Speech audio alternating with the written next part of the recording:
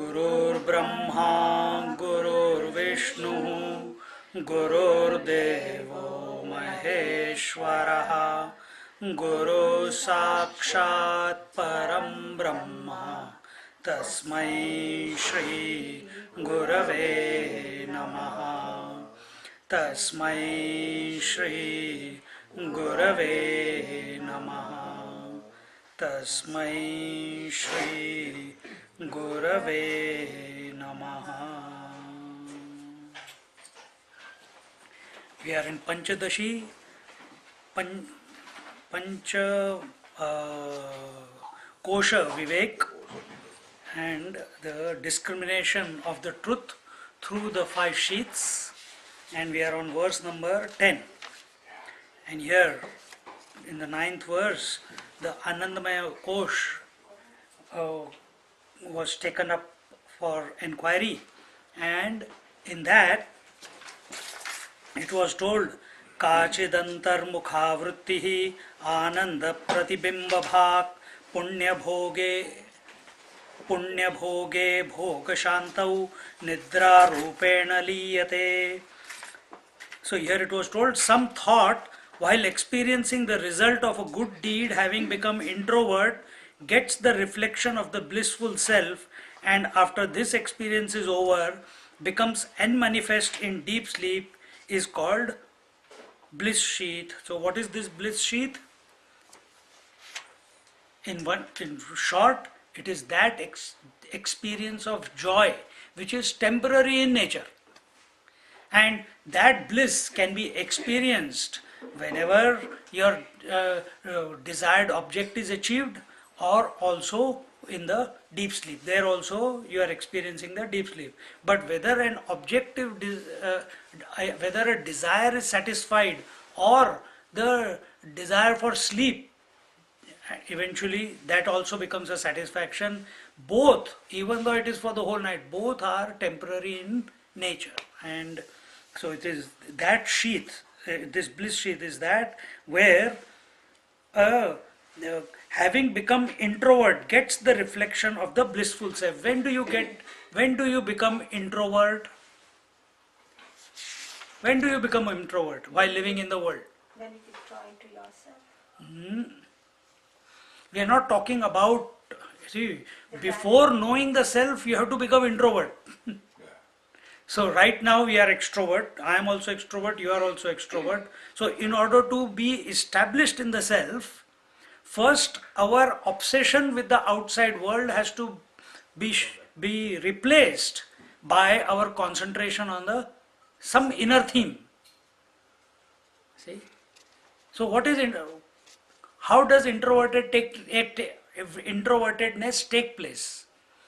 Very simply, it is happening many times during the day. Every time. After every thought you are becoming introverted. Every thought you are becoming introverted. Take it a little bit grossly. The moment your mind, whatever it was desiring, the moment that desire is fulfilled, at that very moment your mind becomes introverted. At that very moment. See? And that brings about the expression of joy, which is the result of introvertedness. And why introvertedness took place? Because your desire was fulfilled.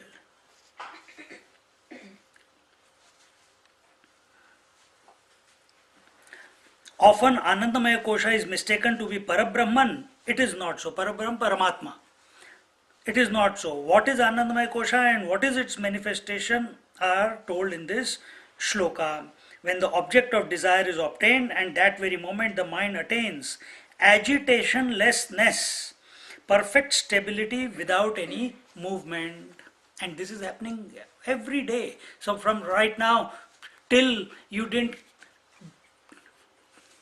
suppose you were at home and he came late or she was not ready to come here for the class, or we have to go, we have to go, we have to go.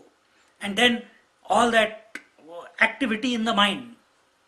But the moment you come here, all that activity gets dropped. Similarly, when we sit in meditation, technically what must happen is all activity of the mind must get dropped. Because that is exactly what is happening in sleep. All the activity of the mind is getting dropped. Activity of the mind, whether good or bad, is equal to agitation. Good activity, meaning having good thoughts or bad thoughts, is equal to agitation. So mind has to become free of thought constructs. Then alone introvertedness will take place. And for this reason, we again and again train the mind to think of such themes which are expansive, which are infinite, which are eternal, which are self-effulgent. All these adjectives that we use for the Paramatma or the Brahman or the reality, these bring about the agitationlessness of the mind.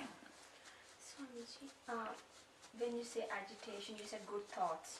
But good thoughts can even bring about bliss. We are not talking about that. We are talking about, go into the mechanics of the mind.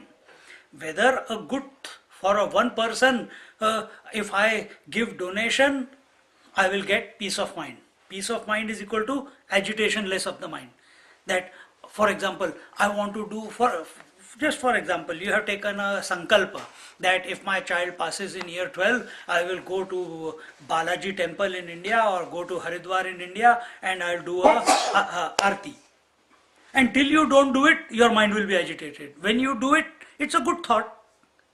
Another person, till I don't swindle his money, till then I will not be satisfied. And once he has swindled, he is also happy. A thief is also happy, a murderer is also happy after killing someone. So we are not talking about, mind is just a tool. And what is that mind? A gamut of good thoughts and bad thoughts. And as long as mind is having any quality of thought, it is in agitation. See? Whether the ocean is having a tiny mini wave or a big wave called tsunami, it's also one wave, which is destructive. See? For us, that teeny mini wave is not destructive, but maybe for a small ant, it is destructive. For a spider, it may be destructive, land-based spider, not the water spider. Huh? It can be. So point is that mind must be free of all thought constructs, then alone it will become introverted. And when it becomes introverted, when it attains that agitationlessness, the moment it attains agitationlessness, which is as a result of satisfaction of desire, at that very moment, in that empty mind, which is agitation free, the bliss of the reflected self starts issuing forth. And that bliss of the self, which is eternal, but when it is passing through the mind, that is what we experience. But it is temporary. It comes and it goes.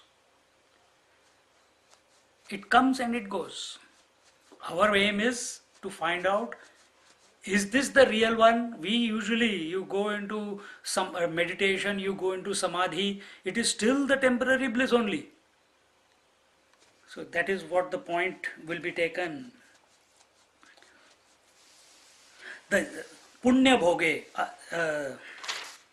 This Anandamaya Kosh is able to manifest because of the result of good deeds in the past. When this result fructifies, the individual is in a state of fulfillment. You look at majority of the people around you, or you look at your life from childhood till now, it has been a continuous struggle. It is, I have to do this, I have to do that, I have to migrate, I have to make a good living, must have a good job, I must have a good salary, I must have children, I must get them married, I must do this, I must do that. So many do. See? If you are finding yourself to be naturally calm, quiet, content, it is His grace. We take it as His grace. Here, because the verse is saying Punya Bhoga. Maybe you have done some meritorious deeds in the past which are resulting in this natural sense of fulfillment in your life. Natural sense of fulfillment. Why there is so much variety? Someone is so agitated, someone is so frustrated, another person is having the same situations in life, but the other person is totally calm and quiet and accepting of whatever is happening in life. So this difference of attitude is, they are attributing it to the merits that you have accrued in this life or previous life.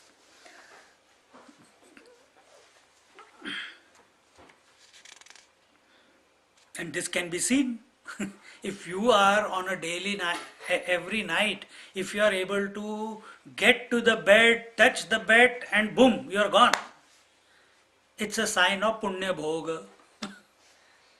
If you are touching the bed and still not able to sleep, then we have to do some work, isn't it? So, the Anandmaya Kosh is expressed as Punya Bhoga or blissful disposition, or as total absorption in deep sleep state when all except the Pranmaya Kosh are absorbed. All except Pranmaya Kosh. Pranmaya Kosh is a natural rhythm, it is going on. The body, a consciousness is absorbed in the Anandmaya Kosh. The Manomaya Kosh is absorbed in the Anandmaya Kosh. The Vijnanmaya Kosh is absorbed into the Anandmaya Kosh. And Anandmaya Kosh being the unmanifest state, through which, because there is no obstruction called thoughts, so the bliss of the reflected self is able to express itself. It is expressing all the time. But the reason we are not able to experience it is because there is a barrier, there is a fencing of thoughts, and it does not allow us to experience that. Can this Anandamaya Kosha be Atma? Kadachit Katvato Natma, Kadachit Katvano Natma, Syadanandamayopyayam, Syadanandamayopyayam, Bimbabhutoya Ananda. बिंबभूतोय आनंदः आत्मासौ सर्वदा स्थितेः आत्मासौ सर्वदा स्थितेः. Here it says, this bliss sheath is also momentary. Also being momentary cannot be Atma. The bliss of the pure self being ever present is the Atma. So what is this? I have already explained it to you that this bliss sheath,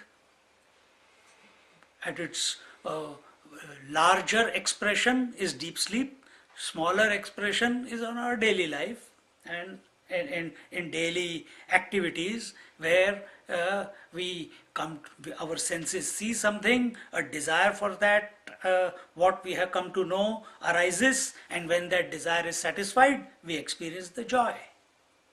And this is continuously happening. See? So we feel hunger, this is natural, but we have when hunger comes, we become aware of the hunger, we go and eat food, and when that food is consumed, we become content, mind becomes content. Then it no longer craves for food anymore. So, yes, it says but the bliss sheath also being momentary cannot be Atma. So the point here they are making is, so is this bliss sheath the Atma? The student may be having that doubt. So the teacher says, no, this bliss sheath is not the Atma. Why? What is the difference?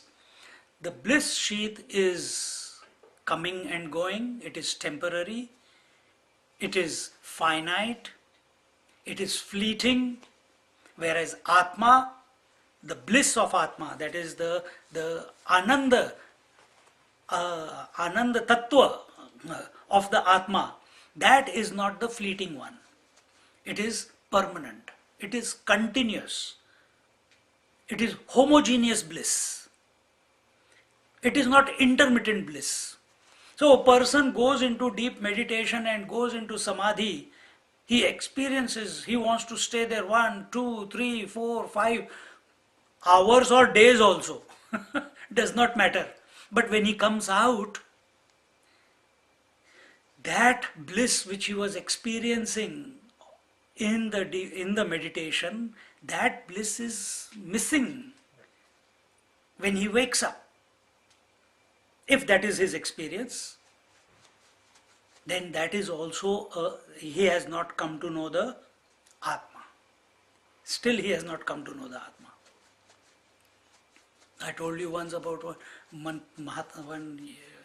young sannyasi I met in Haridwar when I was staying there in an ashram, and he had come from Tibet.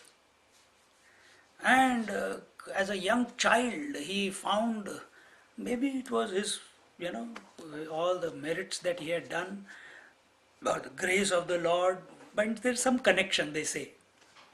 And he found this teacher, and this teacher took him to the cave, and he says, I want to learn how to be in samadhi. He touched his head, and for 6 years he was in meditation. 6 years, not 1 day, not 2 days, not 20 days. 6 years he sat in Padmasan. 6 years later, he opened his eyes. And he opened his eyes when? When his teacher was lying next to him and about to breathe his last. That time he opened his eyes. So the emptying of the mind for that young seeker was not his doing. It was not his doing.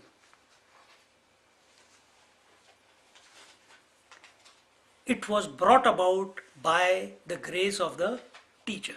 See, sometimes even if the child is so busy in his, young baby is so busy playing ha ha hoo hoo, but mother is afraid if this fellow continues to, if he doesn't sleep now, then after all he'll become cranky. So what do? Indian mother, take him, put him on the back. That fellow doesn't want to sleep. First he will cry, but after some time he gets into the rhythm and goes to sleep. Isn't it? Did he want to sleep? No.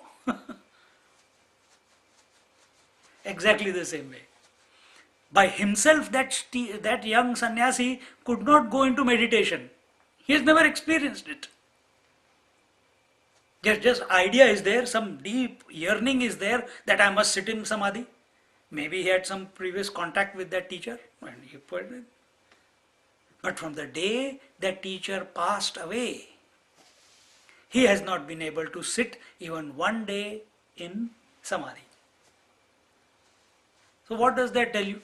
We are talking about Anandamaya Kosh. So what does that tell you? That it was, even after 6 years, it was temporary. Another example, our Gondavlekar Maharaj is there from Maharashtra. And he's a Ram devotee, and he had gone to Lucknow to some devotees, and there Naimisharanya is there near Lucknow, and in Naimisharanya some old hillock. In the olden times it must have been a big mountain. Now it has eroded over thousands and thousands of years, and it is a hillock now. And he went there, and he walked into the mountain. How? Wrong question. He walked in. And inside there was one yogi who was sitting in deep meditation, and he went and tried to, maybe twice his size. He tried to shake him up, he didn't wake up with all the jatas and everything. You read his biography of Govindavlekar Maharaj, you will see it. Read it. And all these jatas lying everywhere.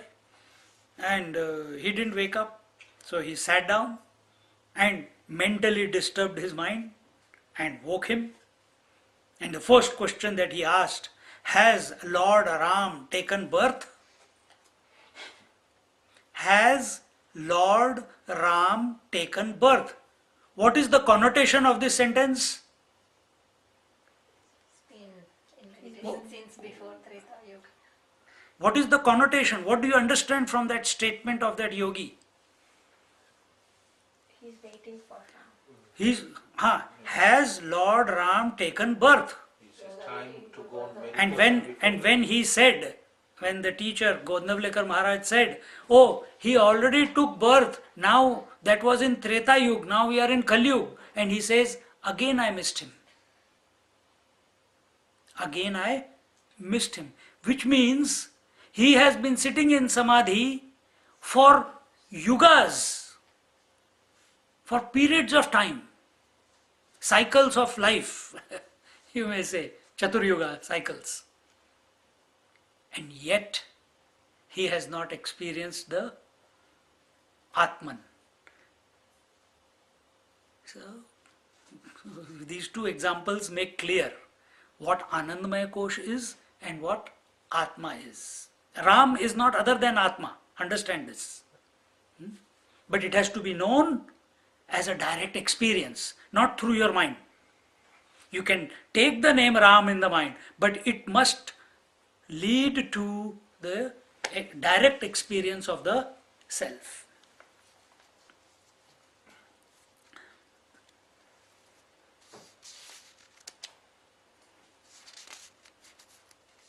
The natural state of everyone is that of bliss. Naturally everyone. Then where does the problem come?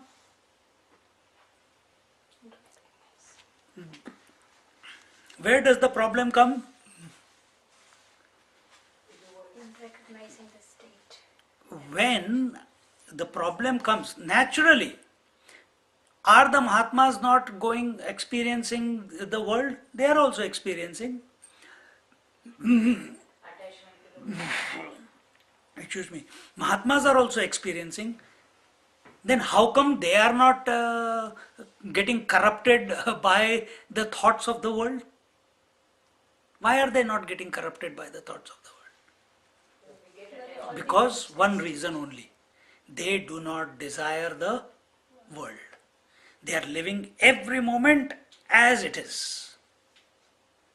They are not wanting the situations to change. They are not wanting the time to change. They are not wanting the objects to change. They are not wanting that I should be somewhere else in a cave or in an ashram or in a house. Nothing.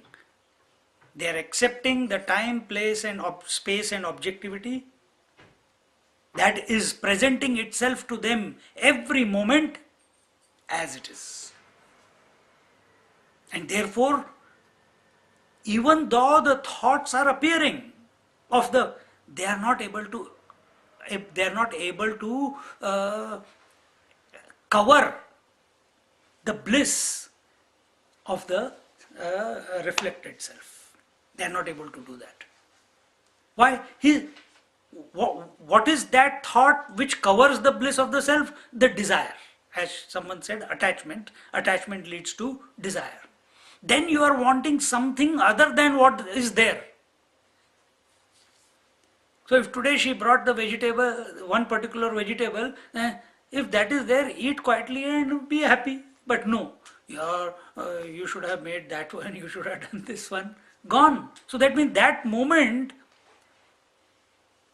that bliss which was ever ready to express or was expressing, it has been colored or covered by the desire. See? And who desires?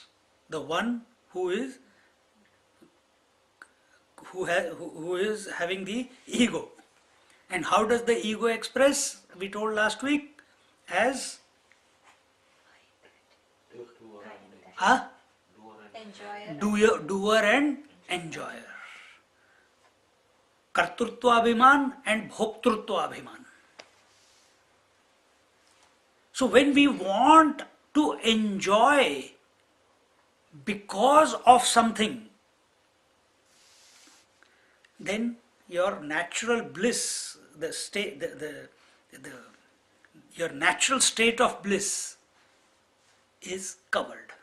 Then you will experience bliss, but only when desire is satisfied. But unless you're a doer, you cannot be an enjoyer. That is the problem of the relative world, of the seeker. He has to go beyond that to recognize that the natural bliss is always present in him. I don't need to desire anything in order to experience the bliss.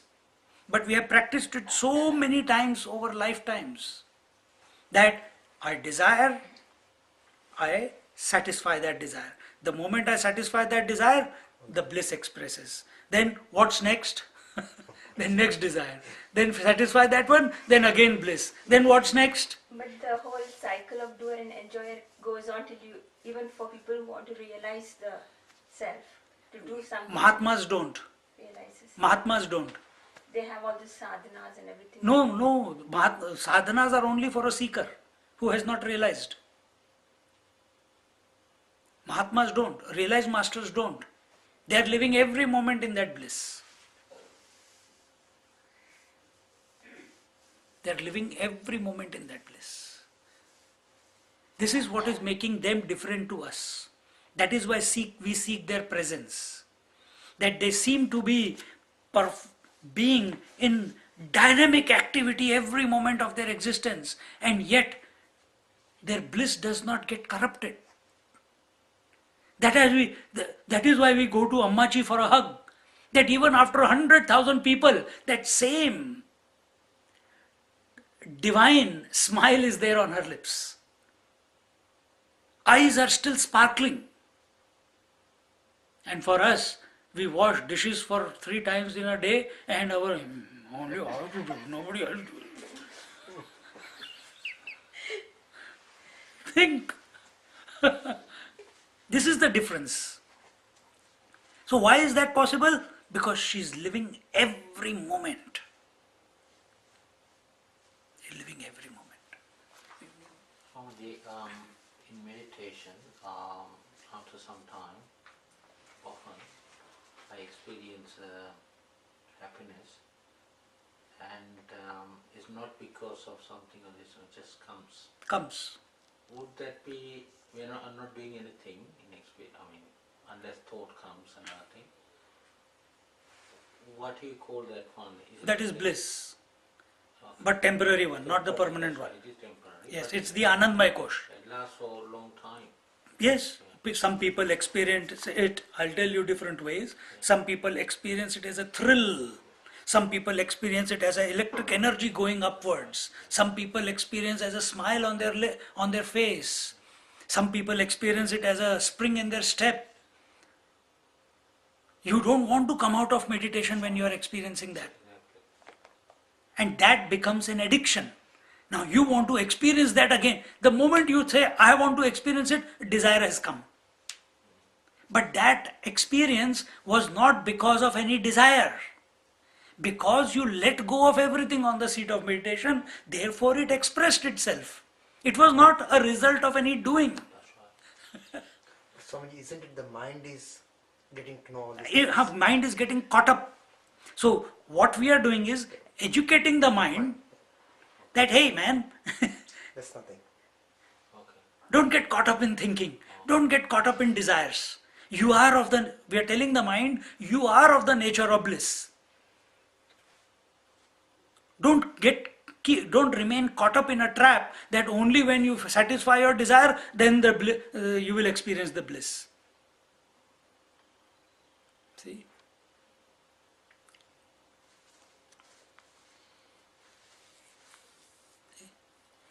So if our journey to the seat of meditation is happening again and again and again, I want to go and sit, and the impetus is because I enjoy the bliss. I enjoy the meditation. The moment you start enjoying the meditation, understand you're getting caught up in the doership. It has become an object of joy. What? Coming to the seat of meditation, creating certain circumstances within your mind and enjoying allowing the bliss to express.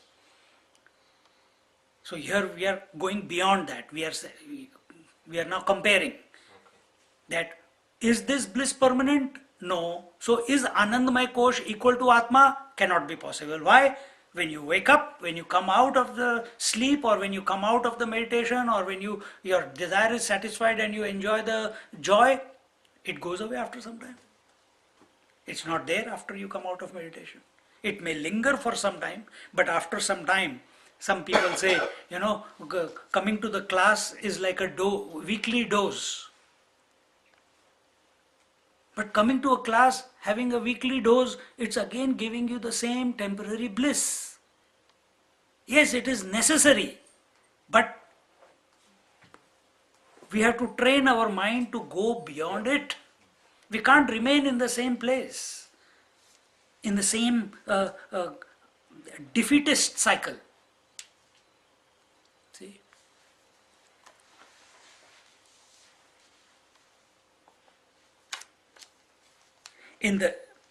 If it is for the individual to decide whether the kartrutva abhiman, that is the ananda doership, which is in the intellectual sheath, should join the three external koshas relatively easier. That what are the external koshas?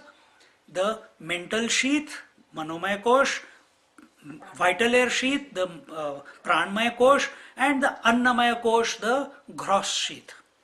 So it is the I expressing in the intellectual sheath which expresses as the doer. The moment it expresses as the doer, it will go and want to create relationship with the mind, with the breath, with the body. And only with that association can it perform an action as a doer. We have to teach it that action will still happen even if it does not take the doership.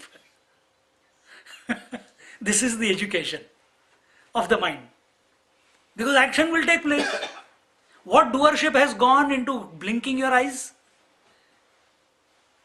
What doership has gone in the regular breathing? But I says, if I stop breathing, I will die. So I must keep breathing. I must do pranayam. Abbe, foolish fellow. See? This inverted thinking we are trying to break up. So that knowledge is power. You take this knowledge, you interact with it, and try to make it your own experience in your either right now or in your own whenever you go back to it. Better right now.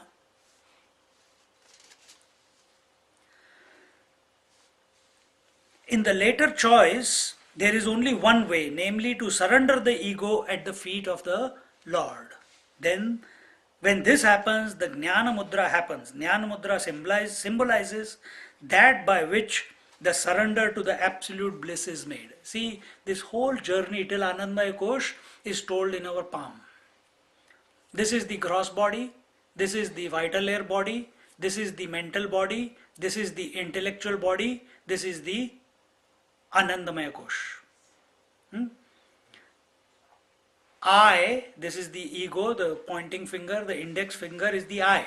I expresses in the, which kosha? Vijnanamaya Kosh, intellectual sheath. When this intellectual sheath, I, gets identified with these three, it is called the doer. It is called the ego, and then it will do something through these and want to enjoy that as a result. And that joy only comes from here. It's always there. But our journey is that when it starts thinking of the Lord, by the grace of the Lord, automatically the divorce of this I happens with these three koshas and it goes towards the self. And that is the Gyan Mudra. This is the Gyan Mudra, where the I surrenders itself to the bliss of the self. See? And that is that I appear on the intellectual, what we call Vijnanamaya. Say that again. I appear in the Vijnanamaya kosha. Is it without ego at the time?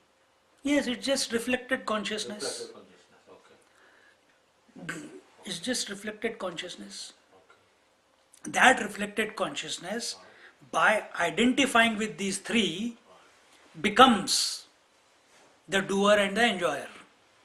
If it divorces from it, slowly, the impact of doership and enjoyership will become weaker and weaker and weaker and weaker. But it will become weaker and weaker only to the extent this I, is remembering its source. So, I don't know what the source is. Okay, remember the Lord's name. That will also bring it about. So, the impact of these three, the attachment with these three will become less to the extent to which this I is remembering the divine theme. Whatever your understanding of the divine theme is. So that is the journey. So break it up. So right now, if you are asking questions, this I is still attached to itself, intellectual sheath. So when I get an answer of one question, I feel satisfied. Then next question, okay, what's next? It must surrender. I'm not telling you. I'm also like that, don't worry. Or I was like that. I used to, if you take my notebooks from 25 years ago, just no teacher, no one. But in my table, every night after I come back from work, I'll take shower, and before I get into meditation, I'll work on what should I meditate today. And I will write down the questions that this is, and I will not decide, oh, yesterday I read that is the question I have to work out, tomorrow I have to do this. No, that's not. Right now, where am I right now? And I'll work on my mind as it is expressing right now. And I'll start writing. And sometimes I used to sit in meditation on the chair only. Sometimes I'll go and quickly sit down when that mood is created inside the mind and sit in meditation. And that contemplation used to continue.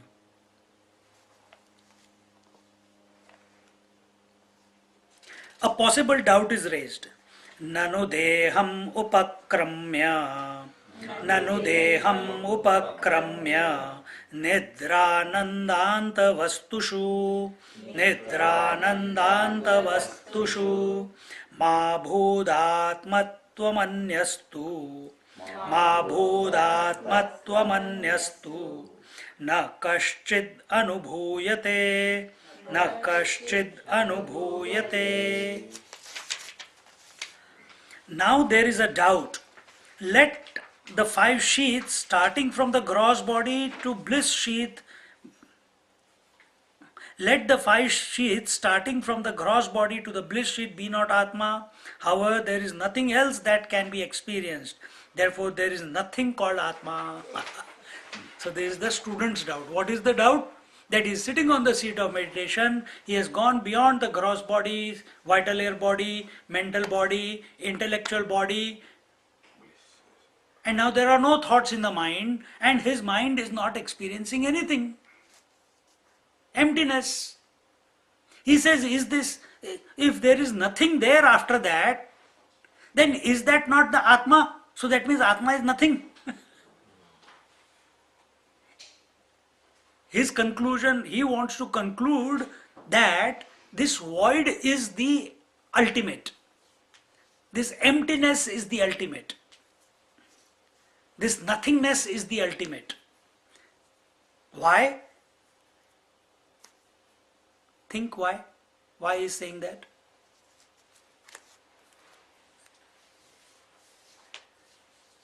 Because that's when he quietens his mind and there's nothing. No. It's something else. Another worm is going on in his head. And the worm is, because you said Atma cannot be known by the mind. The self cannot be known by the mind. So I cannot know the self. Now I come to know that there is nothing after the intellectual sheath, which is called bliss sheath. Why can't this bliss sheath be the Atma itself? Why can't this nothingness be the Atma? Why can't this void be the Atma, the self? This is his question. As long as that question is there, that itself says that. Exactly. Now you have got it. You have got it. But now this is what the teacher will answer. What you have just answered, he will answer that. So he says that this doubt itself is turned around by the teacher to provide the answer. Badham nidradaya sarve. Nidradaya sarve.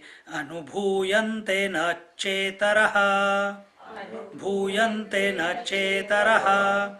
Tathapyete anubhuyante. Pyete nubhuyante. Yena tam ko nivarayet.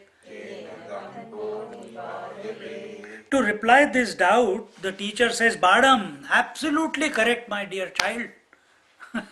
You are right, absolutely, you hit it on the spot. You said it. Yes, all these 5 sheaths are experienced and none other than these is experienced. However, that by whom these 5 sheaths are experienced, to him who can reject? So, you came to know there was a gross body, you came to know there was a vital air body, you came to know there was a mental body, you came to know there was an intellectual body, and you came to know that there is a bliss body, meaning there is nothing after that. Who came to know this? How did you come to this conclusion? Can you reject the guy? Can you reject that tattva? Can you reject that person who came to know that these 5 came, that these 5 have been rejected, that these 5 expressed themselves, that these 5 were experienced? Who came to know that? Can you reject that fellow? Very, very powerful and very simple, without going into too much of mechanics into the mind. See? Can you reject that person who came to know the 5 sheaths?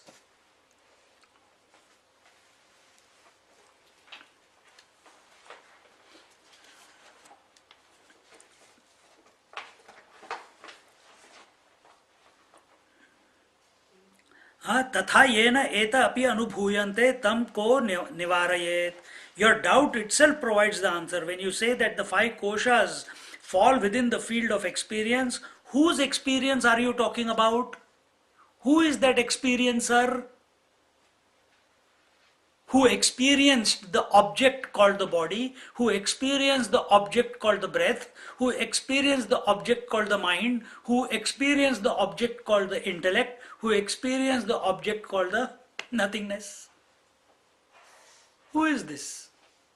Or the bliss, here nothingness, bliss. The absence of thoughts, who experienced absence of thoughts. Who is this experiencer? Therefore, how can we deny that by which the 5 koshas are experienced? Can you deny that fellow who experienced these? If you can't, But that also brings us to another point, that the experiencer of these five koshas has to be other than these five koshas. So even now, right now, if you are listening and contemplating, at this moment, it's very clear that I am not the body, breath, mind, intellect, and absence of all these. Intellectual appreciation is there. Absolute clarity is there. It has to become our direct experience. It has to become our permanent experience. Not just when in a conducive environment we come, we listen, and we are able to become convinced and remember it for 1.5 hours. You must continue this further. Pray to the Lord that this intellectual conviction that I have right now, O Lord, let it be converted into direct experience. Let it be converted into a permanent experience, not just a conviction. Convictions come and go. And that will only be possible when instead of this I thinking of these three or the five, is being the experiencer. Being that experiencer. See? Now why cannot the Atma be experienced? Swayameva Swayameva Vidyate Nanubhavyata Nyatrugnyanantara Bhavad Agneyo na tvasattaya Agneyo na tvasattaya. The self being of the nature of experience, there is no possibility of it becoming an object of experience. See? Cannot. So the substratum cannot become an object of experience. The subject can come to know the object, but the subject cannot come to know the subject through thoughts. Experienceless experience. Correct, sir. Experienceless experience. But that attempt has to be made by the experiencer to experience himself. Otherwise, the five sheaths, the attraction which you have, the relationship which you have created with these five sheaths for so many years, so many lifetimes, it will pull the attention back. So if this separation can be brought about from the five sheaths by many things, by drugs, by alcohol, by pranayam, by sleep. Artificially this separation can be brought about. But will that artificial situation that has been created, can that remain permanent? It's not the fault of the people who are wanting to take drugs and they are wanting to drink again and again. It's not their fault. They are also searching for bliss. And because it gives them such a high when they separate, because of drugs, because of alcohol, because of meditation, because of chanting the Lord's name, because of bhajan kirtan, because of listening to various music. See, music also creates euphoria, ecstasy when you're sitting in bhajan. But how long does it last? That ecstasy is anand, where mind has stopped thinking, and it just, in that moment, it's swaying this way, that way, thrill is arising within your body and you are in bliss. But how long does it last? Until and unless, so when you go to various, when you go into tantra, when you go into aghor marg, when you go into Hatha Yoga, when you go into Kundalini Yoga, all those are techniques, methodologies by which this fellow is being separated from these.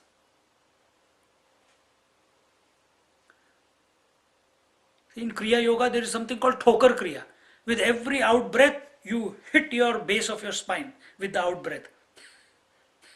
And you keep hitting, keep hitting, keep hitting. You see within few weeks how much bliss you will experience.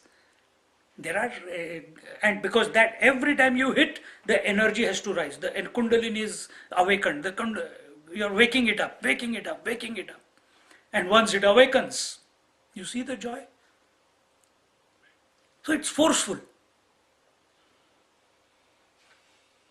But if you don't do anything after you're woken it up, after you are separated, if you don't do something, I should say smarter, then you will go back to it. After having separated, this fellow must surrender to the Lord, surrender to the self. What does surrender mean? Tada drashtuhu surupe avasthanam. Now let this I seek its own nature. Let this I seek itself. Let the subject not run after the objects, but let the subject seek its own source, seek its own essence. In that one shift, the last thought, teacher says, Tattvamasi, the student's mind says, yes, Aham Brahmasmi, stop. And it stops. That's the shift. And the moment that shift plays, then there is no falling back. Not intellectually, huh? Not as a thought.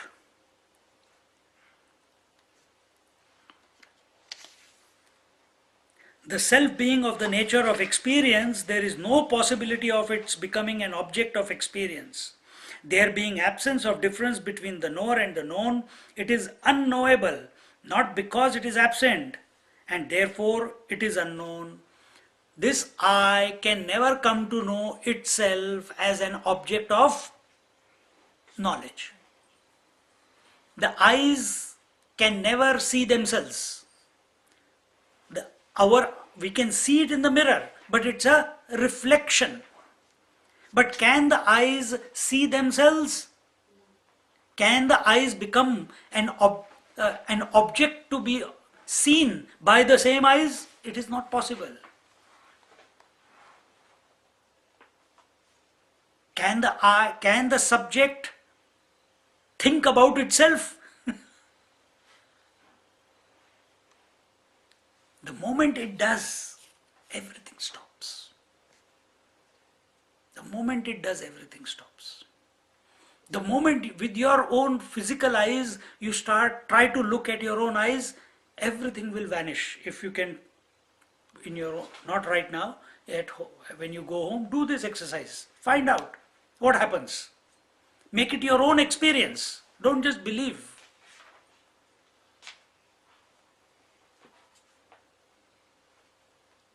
Go home and see all the mind is thinking thoughts one after the other, one after the other. Where are the thoughts coming from? Where are the thoughts going? If these thoughts are coming and going and I am observing that they are coming and going, on what are they coming and going? On what are they coming and going?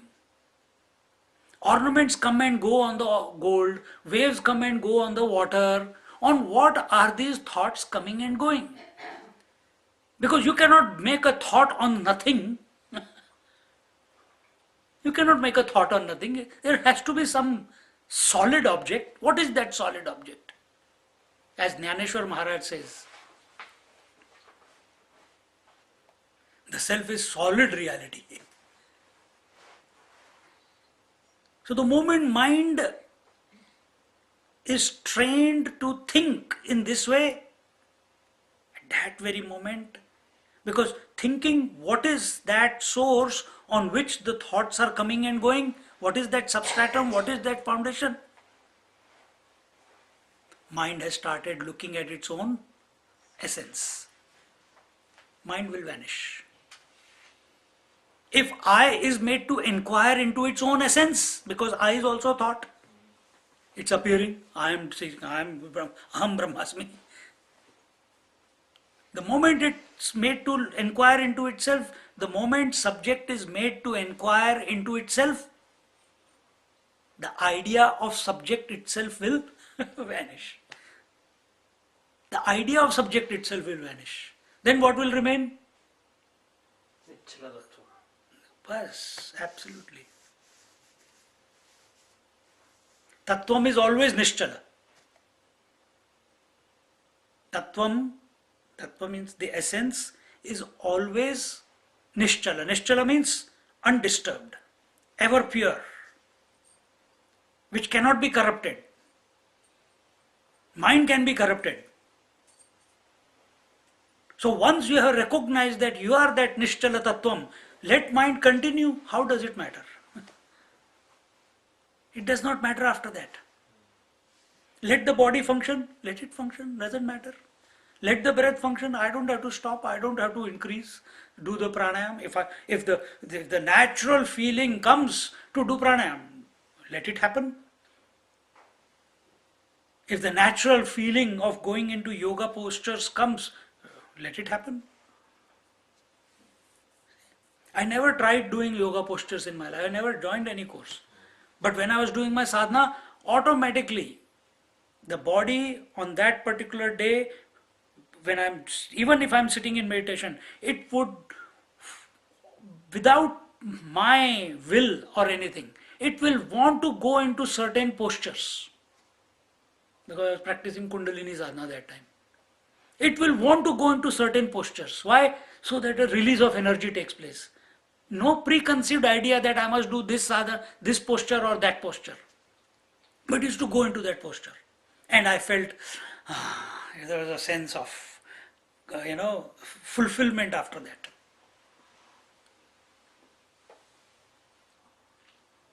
Sometimes it felt very good to only sitting Sukhasana. Sometimes it felt good even 2 seconds of sitting in Padmasana.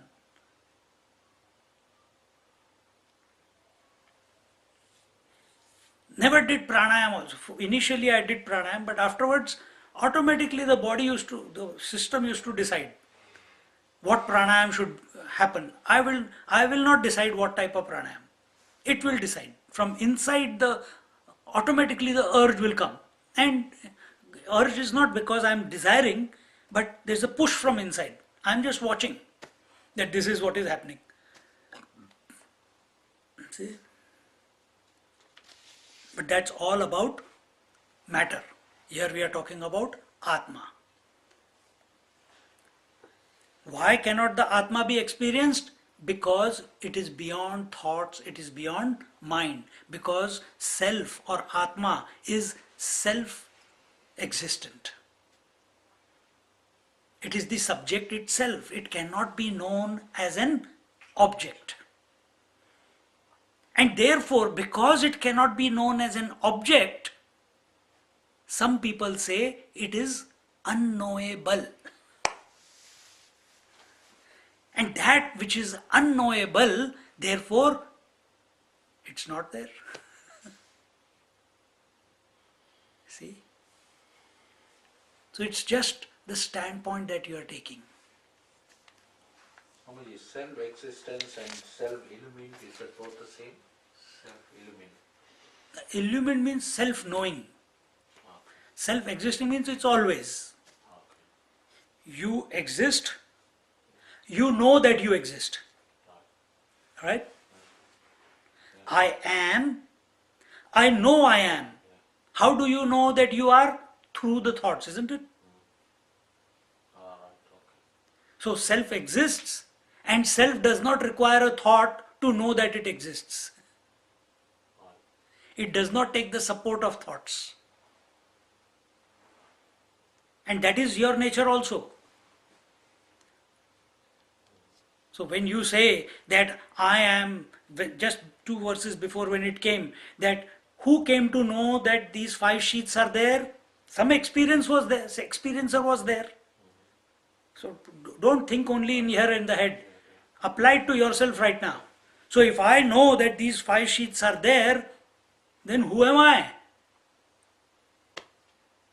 Immediately shift the attention to the experiencer. Another way of saying it is shift the attention to the subject. Another way of putting it is shift the attention to the I. Ramana Maharshi, who am I? Is the same thing, all parallel. So the experiencer is the Atma, Not as an experiencer, not as an experience. because it's the experience itself. There is nothing else apart from it. So, at a relative one step below, Atma is experience, we say, from our point of, not from Atma's standpoint, from our standpoint. We have come to realize that we are not the body, breath, mind, intellect, and the absence of all these. Who came to know this? I came to know. Right? Who is this I? If this I is not all these 5, then who it is? Right now your experience is, I am the body, I am the breathing apparatus, I am the thinking person, I am the intellectual person, I am the meditator, I am the seeker, I want to liberate. All that, even the question that you are asking, is only because you are identified with these 5 sheets. Isn't it? But if intellectually you are understanding that you are not these 5 sheets, then who are you? Think about it subjectively, not only in the head. So if you are not the body, you are not the breath, you are not the mind or the emotions, you are not the thoughts, and you are not the bliss which comes and goes, then who are you? Oh, I am the observer of all this. Who is this observer? When I say who is this observer, you will also think, who is this observer? Again a question comes, and that question is still keeping you in the mind. You have not gone beyond the mind. So it is not a process through the mind which can give you the result. You have to recognize while asking this question in your mind that you are observing that the mind is asking this question. It's very fine, very, very fine, very subtle. So it's like you are that awareness that runs Absolutely, all the 5 sheets. absolutely. But from awareness, initially yes. But when the awareness becomes aware of itself, when the awareness becomes aware of itself, when the experiencer becomes aware of itself, when the subject becomes aware of itself, that I alone am, without me nothing else is. In fact, all these are seemingly there, only I am. And this is an experience-less, thought-free knowledge. So it has to be Then beyond that awareness, the feeling of awareness. Yes, right now your awareness is about the world, about the body, breath, mind, intellect, isn't it? And you're also aware that you're not that. You are also aware that you are not that. Yeah. But it's that you have to decide whether it is only intellectual conviction or is it your experience that you are aware. Because if you are aware, your performance in world will be with total detachment.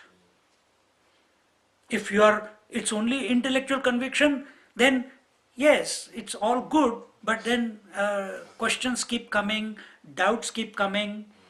But I understand that I'm aware, but it's not clicking yet. It's not clicking. Because if it has clicked, then that very moment you will be in bliss all the time. Because you have realized that you are not the 5 sheets, you are not the world, you are not the relations. And at that moment your mind is absolutely, totally content. And in that content mind, the bliss is expressing of the self.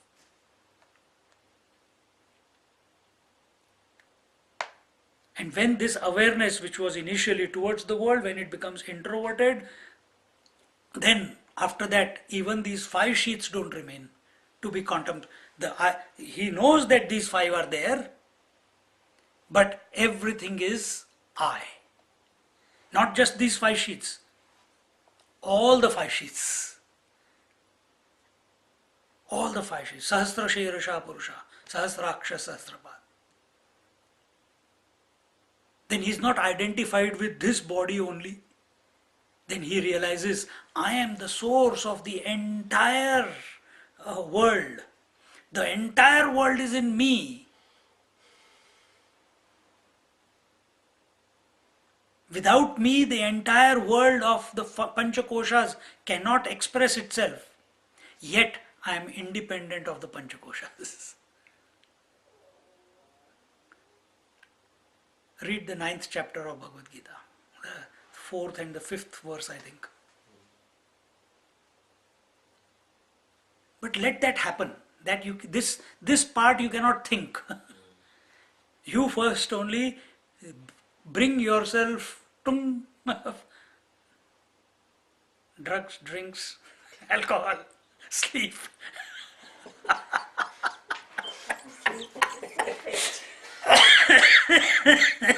These are the artificial means. And the non-artificial means are, let this I inquire or surrender to the Lord.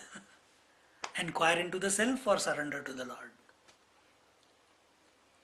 And it will come about. How much time it will take? Whatever. You don't create time limit. Once you begin earnestly, things will happen. Whatever time it takes.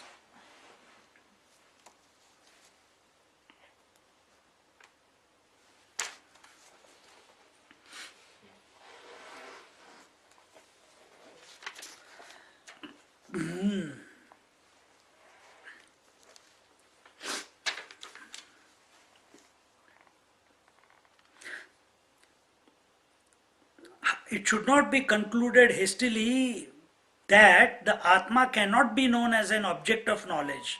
It does not exist. Lack of experience is not lack of existence. Very, very important point. Lack of experience, lack of direct experience is not equal to lack of existence. Because I have not tasted chocolate in my life does not mean chocolate does not exist. You see? Because I have not experienced the self does not mean that the self does not exist. It is. Why? We have already covered that part. It is self-existing, it is self-knowing, it is self-illuminating.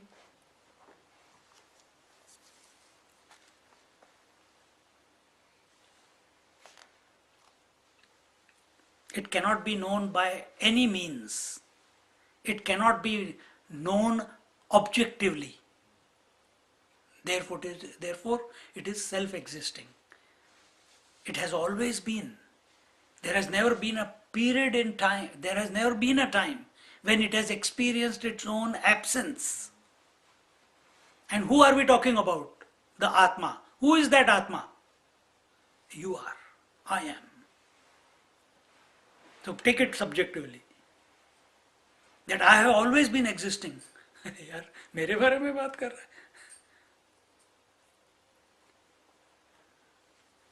So to live, you are someone great, but you are living as someone miserable. Whose fault is it? Your choice. So get out of it. Make a commitment. Begin the journey. Swamiji, from the Atma's point of view, there is nothing to experience, isn't it? From Atma's point of view, there is, but that does not mean as a Jivatma point of view, you will say, now I will not experience anything, then nothing will happen. You will continue to go through the life, sometimes joy, sometimes sorrow, sometimes anger, greed, jealousy. That's only from Jivatma point of view. Absolutely. So Jivatma, if he is searching for happiness, and because of that he goes through the roller coaster of life. That same Jivatma has been given the opportunity to study the scriptures, and it has come, this whole knowledge it came into your life, isn't it? You can't say that you came to know me, it just happened. And I know in my life it happened, in so many people's life it has just happened. So if it has happened, for what? Because we must be looking for some answers. That there must be something more to this life than just this regular rigmarole, Go to work, earn some money, come back and complain to the whole world that how difficult life is. Huh? This must be something more. So we still continue to do the same rigmarole, but with an inspired attitude. We still continue to live the same life, doing our duties, etc., etc., etc. But we know that while all this is going on, there is a higher purpose for which I have been born, for which I am available. O Lord, guide me in that direction so that I come to know you as you are. Story over. If that background thought is always there, your life, the right teachers will come, the right books will come, the right sadhana will come, everything will start happening. But that should be the guiding thought. If world becomes the guiding thought, it will never take you to any destination. If Lord becomes the guiding thought, if the self becomes the guiding thought, then there is some hope. For whom? Not the Atma, for the Jivatma. The journey is for the Jivatma to recognize that this journey was not required. But when will he come to recognize no journey is required? Only when he reaches the peak. Only when he reaches the peak.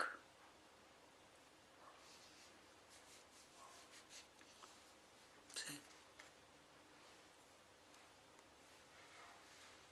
From the bottom, it looks so many different paths are there. It's so confusing. Which way to take? Should I follow the path of devotion, inquiry, Hatha Yoga, Kundalini? My God, so many Mahatmas come and I listen to everyone. I get confused and I'm still at the base camp only. I have not even gone to the. I have not gone further up. I'm still going around the base of the mountain only. I want to reach the peak, but I'm still trying to find out which path. If you are searching for one path, you'll remain at the base only.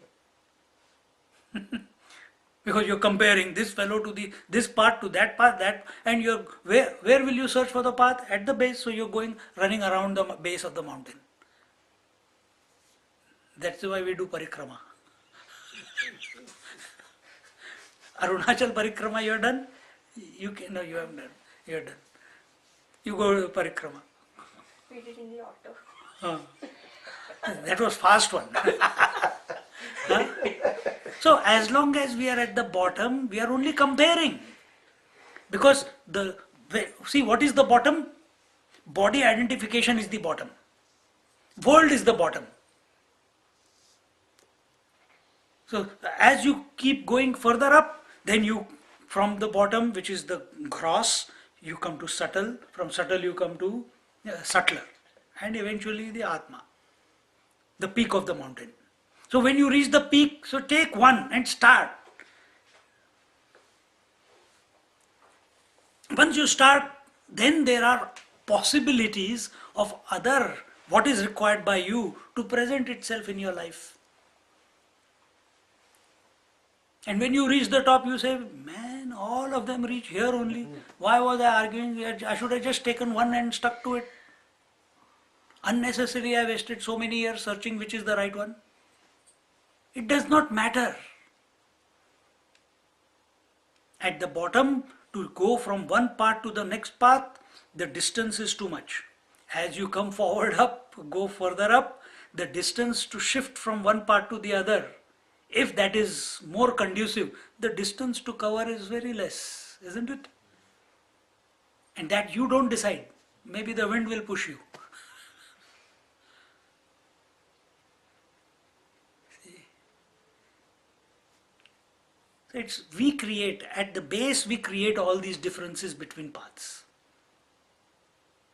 You go through your journey in a little bit, you will find that as your journey becomes after pratyahar, if you start doing chanting of the name and dharana, dhyan, samadhi, you will find the right feeling, the right emotion, the right everything that is required by you in order, as long as your goal is clear, everything will come to help you to grow up there.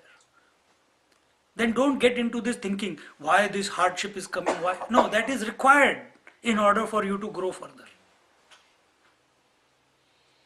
I have taken the name of the Lord for so many, with so much understanding. Why disease is coming now? I cannot take. No, you continue to hold on to the divinity in spite of that. That is the lesson that you required to go through.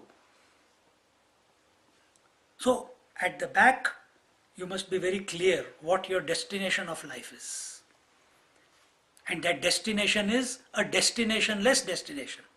Everything is, whatever sadhana we are doing, whatever reading we are doing, contemplation we are doing, this is only to sort out the mind, not to realize. The moment mind is sorted out, we are already there. Nothing to do, nowhere to go. Nothing to do, nowhere to go. When you remove the clouds, you don't create the sun. When you sort out the mind, you don't create Atma. Atma is already there. It has never vanished. Even right now it is not vanished. It is still here, as complete as it can ever be.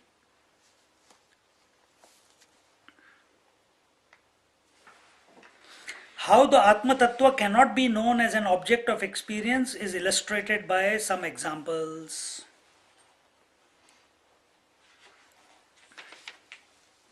Let's stop here and what we had just discussed, let's meditate on that. That we are the experiencer of the body, breath, mind, intellect. And if we are the experiencer and these were the objects of experience, make an attempt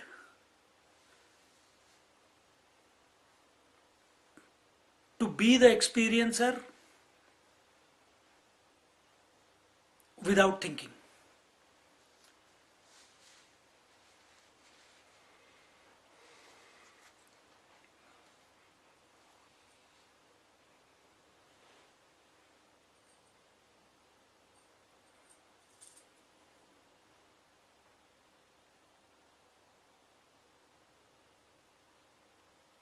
Instead of saying without thinking, in spite of thinking. Know that in your presence, the thinking is taking place.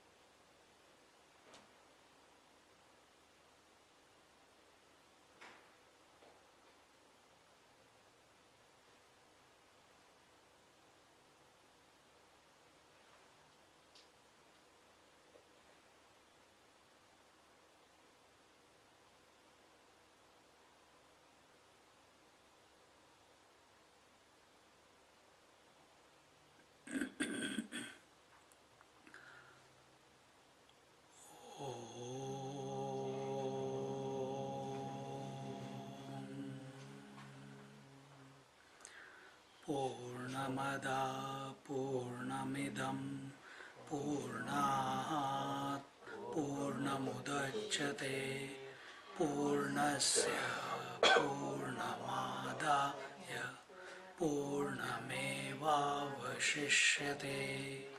ॐ शान्ति शान्ति शान्ति हरि ओम श्री गुरुभ्यो नमः हरि ओम।